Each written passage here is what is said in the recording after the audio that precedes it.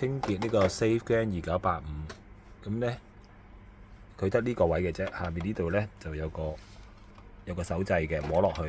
拉高佢，咁咪會彈開，咁啊褪上嚟。咁跟住咧就揾個掃下呢啲，咁千祈唔好用酒精，因為用酒精咧就會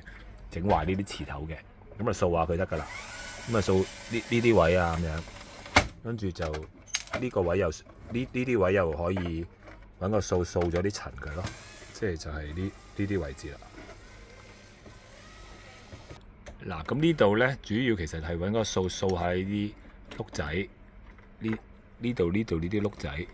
咁但係千祈咧就唔好揾酒精啊，